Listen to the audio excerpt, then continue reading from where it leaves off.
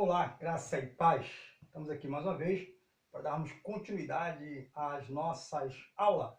E o nosso tema de hoje é o livro de Levítico, o terceiro livro do conjunto, o Pentateuco, tá? Que nós vamos relatar sobre as leis de Deus dada ao povo levítico, tá? E também que serve, no modo geral, para todas as nações, que vai ser estabelecida aonde Deus, por intermédio de Moisés, vai dar as leis para que possam então servir também para a gente também, tá? Quais são essas leis? Leis cívicas, leis morais, tá? Rituais, sacrifícios e outras coisas mais, para como o povo de Israel se comportava naquela época. Algumas desses rituais, desses sacrifícios, estão até o dia de hoje, mas a maioria deles já não são mais praticado pelo povo judeu, concernente ao quê? Ao sacrifício de animais. Por quê? Porque Cristo já morreu por nós na cruz do Calvário. Então, o sacrifício de animais, ele já não é mais feito constantemente para com o povo judeu, tá? Com o povo de Israel. Mas as festividades, elas estão aí. As festividades, elas estão prontas aí, vivendo firme e forte na questão dessas festividades do povo judeu, que algumas também acabam se refletindo na vida do cristão, daqueles que observam o povo judeu no modo geral. Tá? Então vamos lá, gente, para a gente ganhar tempo aqui. Levítico, tá? Levítico. O que significa Levítico? No hebraico, tá? No hebraico, Levítico significa chamou o Senhor. Ou seja, Deus chamou alguém, certo? Deus chamou alguém e chamou o Senhor. Já quando a gente pega, tá, essa tradução do hebraico para o grego, que é a nossa linha de estudo de pensamento, que é da Septuaginta, tá? Da Septuaginta. Então, quando a gente vem para o grego, significa o quê? Significa leis dos levitas. Então, o livro de Levítico, no grego, ele significa leis dos Levítico, ou lei dos levitas. Por que isso? Por mais que o livro de Levi, ou de Levíticos, está sendo direcionado, na maior parte, para os sacerdotes, tá? Também está sendo referido quem? Ao povo, ou seja, à tribo de Levi. Todos que estão inseridos dentro da tribo de Levi vão o quê? Vão receber essa lei, ou vão ser o quê? Chamados para observar uma lei. Haja vista que Deus manda separar Arão e seus filhos, que são da tribo de Levi, para assumirem o cargo ou o papel de quê?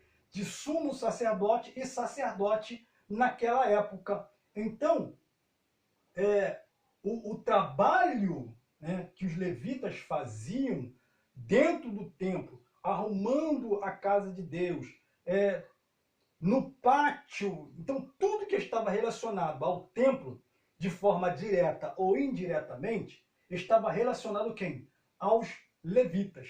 Então o livro de Levi, tá? Ou o livro de Levíticos, não é simplesmente direcionado ao sacerdote, mas aqui está falando no modo geral. Por isso que no grego ele vai o quê? Ser considerado como a lei dos levitas. Ou seja, Deus vai chamar os levitas para entregar-lhes a sua lei. Os sacerdotes tinham a responsabilidade de quê? De conduzir o povo na parte espiritual. Então, era o sacerdote que falava as leis de Deus, fazia os sacrifícios e outras coisas mais. Moisés recebe a lei, separa Abraão com seus filhos para ser sacerdote, tá? E o povo, os levitas da tribo de Levi, que estava trabalhando no templo, também recebiam essas leis. Eles eram os primeiros a receber as leis e logo o povo recebia também por consequência. Então, Levita não é aquele cara apenas que a gente tinha o costume de ouvir, que é o cara que cantava na igreja, tá? Então, levita é todos aqueles que estão inseridos dentro da casa de Deus, seja de forma direta ou indireta. O faxineiro, o porteiro, o pregador, o ensinador, tá? Todos esses são o quê? São levitas na casa de Deus. Tá? Então, eram os levitas que estavam responsáveis pelas leis, os sumos sacerdotes diretamente, tá? E eles então estão incumbidos de ensinar o povo as leis de Deus. Quais são as divisões que vai ter o livro de Levítico? O livro de Levítico, no modo geral, vai ter 3 divisões, que são o quê? Sacrifício, que vai falar sobre o ritual, sobre o sacrifício oferecido e outras coisas mais. Vai falar sobre o sacerdócio, tá? Arão, chamando-se, foi chamado juntamente com seus filhos, e toda a sua linhagem, a sua descendência, seria quem ocuparia o cargo de sacerdote. Tá? E também a purificação. Para se aproximar de Deus, o homem, os levitas, o povo hebreu, no modo geral, precisavam estar o quê? Purificados.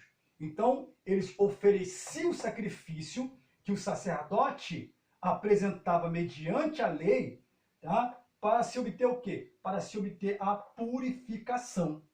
Tá? Então, era dividido, no modo geral, dessas 3 partes. Sacrifício, sacerdócio e purificação.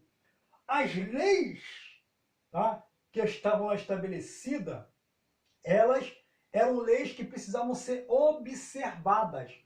Tá? Se em algum momento não observasse essas leis, o povo naquela época era passivo de quê? De ser punido ou não de ser abençoado. E também temos aí as 5 ofertas levíticas. Quais eram as 5 ofertas levíticas? As 5 ofertas levíticas estão na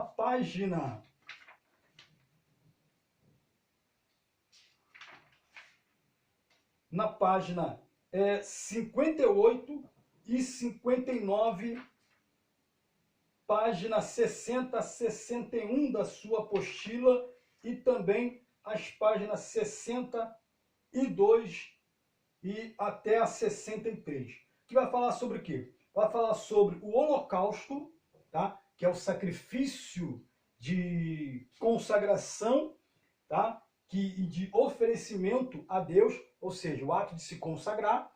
Essa oferta, o ofertante, ele fazia na parte da tarde e também na parte da manhã, que era oferecido um animal, e esse animal ele era sacrificado, tá? Então, em prol da sua consagração.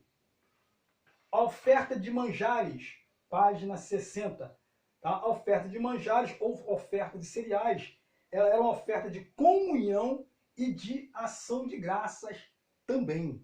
Tá? A oferta de ação de graça, que também era oferecido em prol de quê? Em prol da comunhão ou ação de graça que alguém recebia da parte de Deus. Temos aí também a oferta pacífica, que era a oferta de comunhão, né? A oferta pacífica tratava-se de uma oferta de comunhão. E a página 61 vai falar que era o quê? A oferta pacífica era uma oferta de comunhão para com Deus e de ação de graças também. Se quisesse ter uma comunhão mais estreita, mais pessoal com Deus, ou havia recebido algo da parte de Deus, oferecia-se a oferta pacífica. Tá? Isso no âmbito individual. Também tinha a oferta pelos pecados, tá? Que é a página 62, a oferta pelos pecados, vai dizer o seguinte: a oferta pelos pecados da expiação, descrita em Levítico 4 e 5, no holocausto a oferta de manjares ou cereais, era o ofertante que se representava em um adorador. Na oferta pelos pecados ou de expiação, agora é o contrário. O pecador ele tem ciência da sua culpa, tem ciência do seu pecado e precisa agora oferecer um sacrifício, uma oferta em prol do seu pecado, em prol do seu erro. Tá? E ele então oferece um sacrifício de acordo com a posição que ele tem. Tá? Quanto mais rico fosse o elemento, a sua oferta ela seria o quê? Seria maior. Ou seja, se o cara fosse rico, ele tinha que oferecer um boi. Tá? se fosse um pouquinho menos rico, um carneiro, uma ovelha, e que não tivesse nada, poderia se oferecer uma pomba. E, em último caso, também era aceita aí as ofertas de cereais e a oferta de manjares. Tá? Página 63 vai falar sobre a oferta da culpa, tá? Que é a oferta da transgressão pela culpa, era tido de sacrifício, tá? Por parte de certas transgressões. Então a oferta de culpa era justamente o quê? Quando a pessoa se sentia culpada por não obedecer à lei de Deus, ou seja, deixar de dar o dízimo, fazer um voto e não cumprir, tá? Agredir alguém, aquele alguém teve alguma sequela, tá? Então foi culpado de alguma coisa que acabou prejudicando alguém. Então se oferecia a oferta de culpa, sabendo que essa oferta de culpa ela só poderia ser ressarcida em dinheiro, tá? Só poderia ser ressarcido em dinheiro. Em alguns casos, se a pessoa não tivesse nada, aí sim poderia então ser oferecido algum tipo de animal para poder pagar o prejuízo que a outra pessoa teve. As festas, tá? As festas judaicas, tá? As festas judaicas, elas são aproximadamente 12 festas que tem na cultura, tá? A festa do sábado, tá? Essa festa do sábado, onde ninguém poderia trabalhar, somente o sumo sacerdote é que trabalhava e oferecia uma oferta ou sacrifício em dobro, em prol daqueles que estavam descansando no dia de sábado. A oferta da lua também era agora a oferta onde no sábado as pessoas não poderiam trabalhar. Aqui na oferta da lua agora, ou festa das luas, tá? Todos os ofertantes teriam que fazer o quê? Ofertar de forma em dobro, ou seja, sacrificar em dobro, de forma dobrada. Tá? Temos aí a festa dos pães asmos, que vai falar sobre a última praga do povo que sofreu lá no Egito, tá? A última praga, que ficou 430 anos. Deus então usa Moisés para libertar o povo. E a última praga, Deus vai dar uma ordem para que eles comessem pão sem fermento, cozinhasse ou assasse o cordeiro, tá? E também comesse ervas amargas. Então foi esses 3 elementos que Deus determinou que o povo naquela época comisse. O pão sem fermento foi porque Deus tinha pressa e não poderia deixar o fermento, o pão fermentar, ou seja, crescer. Tá? Então por isso que Deus fala para que eles pudessem então não deixar o pão fermentar, comê-lo sem fermento. Trazendo para o lado espiritual, vai se relacionar com todo tipo de pecado, transgressões, né, vaidade que o homem vai ter. Tá? E também vai falar sobre o quê? Sobre o cordeiro. Então, o sangue que foi espargido nos umbrais da porta foi a proteção que eles tiveram naquela época para o anjo da morte não entrar. Trazendo para o Novo Testamento do lado espiritual, vai falar sobre o quê? Vai falar sobre o sacrifício de Cristo na cruz do Calvário, espargindo seu sangue em prol de toda a humanidade. Então, o sangue que foi do Cordeiro naquela época representava ou tipificava Cristo no Novo Testamento na cruz do Calvário. E também as ervas amargas. Vai falar sobre o quê? Sobre todo o sofrimento, a amargura que o povo enfrentou dentro do Egito, todo o período que foi perseguido naquela época lá também, que vai ser representado nas festas da Páscoa, né? A festa da Páscoa que vai ser representada. E também temos aí a festa de Pentecostes. 50 dias após a festa da Páscoa, então vai se comemorar o quê? A festa de Pentecostes, que também é conhecida como a festa das primícias ou festa das colheitas, aonde eles tinham uma colheita abençoada e agora era o quê? Era levado ao templo para reconhecer que Deus havia abençoado eles de uma forma extraordinária. Trazendo para o lado espiritual e do Novo Testamento, quando Cristo vai falar ficar em Jerusalém até que do alto seja revestido de poder, tá? Está falando sobre o Pentecoste. Deus vai tirar o melhor que ele tem para dar ao homem aqui na terra, para que o homem pudesse ser agora então usado, capacitado para ganhar vidas, para ganhar almas. O reino de Deus precisava de algo sobrenatural para poder então o quê? Ganhar vidas após a unção, o batismo com o Espírito Santo, derramado o Espírito. Homens e mulheres foram capazes de anunciar o Evangelho com autoridade e com poder. Tá? Então, no Antigo Testamento, vai se relacionar aí com as primícias, festa da colheita, que eles colheram de melhor. E Deus, então, vai fazer o quê? Vai dar o seu Espírito, que foi promessa, aqui na terra, e agora aos homens, ao invés de colherem coisas terrenas, coisas materiais, vão passar a colher coisas espirituais, porque são vidas, almas que estavam sendo perecidas e percas por esse mundo afora por Satanás, agora vai estar sendo trazida por intermédio do poder do Espírito Santo, que agora está na vida dos crentes que aceitam e recebem a palavra de Deus. Também tem as festas dos tabernáculos, que é a festa das cabanas, ou a festa das tendas. Também tem a festa da expiação, que é o Oquipu, ou o dia do perdão.